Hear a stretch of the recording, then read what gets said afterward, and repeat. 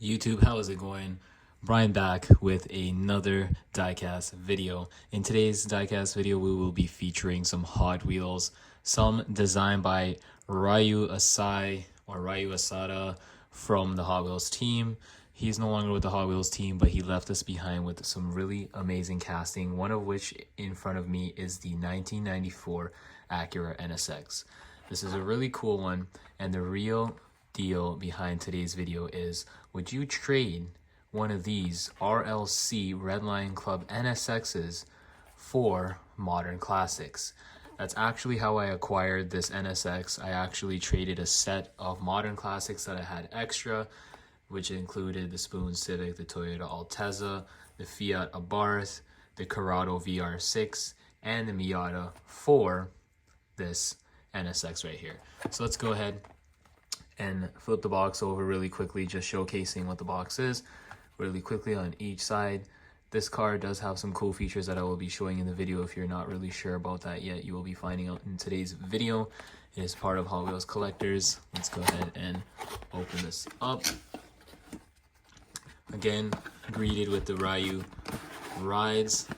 Fun fact that some of you might not know, this is a R and this is an A for Ryu Asai.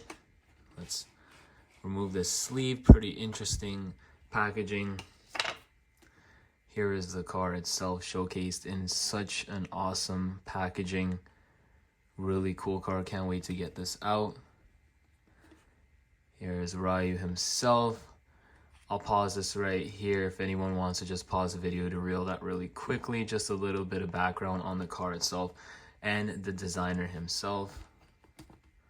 Let's figure out how we open this. Looks like each of these tabs get pulled forward and this comes up. Okay, in typical Brian fashion, there goes the car. As you can see, the car is falling out. The car fell out of its packaging. That's holding it in. Usually sits on top of this base, but mine's came free. Let's go ahead and put it off to the side, see if we get anything else. Since we do, we get a USB cable to charge it. I'll show you why we need that USB cable in a second. And underneath, we get instructions on how to use this Hot Wheels, because we need to put that USB inside of it to charge it for a specific reason. And here's a stand. Not necessarily sure why the car was just dislodged. Feel like it was supposed to have some way of holding it down. Nonetheless, let's go ahead and take a look at the car itself. Here's the front. If I can get it to focus, here's the front. It is a safety car for the track, in case anyone was wondering. On the side there, it just says Sakusa Circuit. Advin. Down on the back, I'm not really sure it's not focusing. Down on the back it says Advin. Nice 5-spoke wheels. License plate on the back is a California license plate. So now on the bottom of this, there is a USB, which is a micro USB, and there's a small switch located right here. If it'll focus, we'll turn the switch on. And we hit the spoiler. Guess that's off, so let's turn it on. And it's out of charge. Okay, so let's put this to charge and we will come back momentarily. So really neat feature, while it's also charging, the headlights illuminate to let you know that it is charging.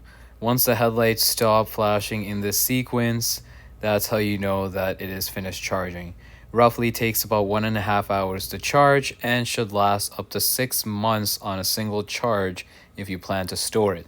They do say in the instructions to also make sure you periodically use the device and charge it during its lifespan to lengthen the battery's longevity. All right, ladies and gentlemen, after a brief 1.5 minutes, she's back from charge. And we have the lights on in the first mode. To turn this on, like I said previously, there's a switch on at the bottom. Once that is on, as you see, the taillights are also on. Give the press of the spoiler one more time.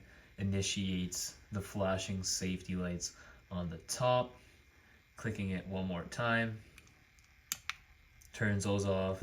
Clicking it once more turns off the headlights and the taillights as well. Turn that switch off on the bottom as well, like mentioned before, right there. Oops, turn it on. Just turn those off. Once the switch is off, can't be turned back on again. Right next to this, I also have a main line put next to it just to showcase what the two of them look like next to each other.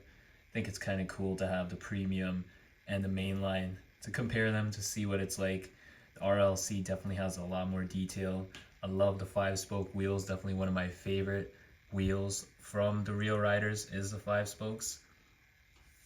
Also have another premium off to the back here, part of the Mountain Drifters series, featuring some really cool cars.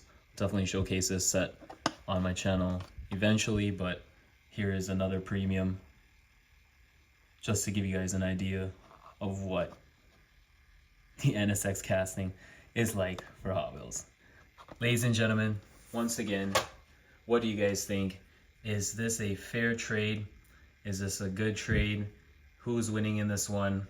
I think I know the answer. Leave your comments down below. Thank you all for watching my video. Leave a like, leave a comment, and I'll catch you all in the next one. Peace. The hotline of Diecast made a funny quote in one of his videos saying that dump pins are probably set out by Mattel to laugh at everybody. When I came to this location and I seen this one, I mean, if Mattel had a camera and they were looking at this bin, they would definitely be laughing because this is just a joke. I did find some cool ones and I left them behind for somebody though. Nothing obviously worth it, really. Some fresh cards, someone was obviously here. Recharge. There's a Corvette over there and a Hummer. So, oh, and there it goes. I'll hang that back up, but yeah. Proton. Car just damaged to heck. Catch you guys at the next one.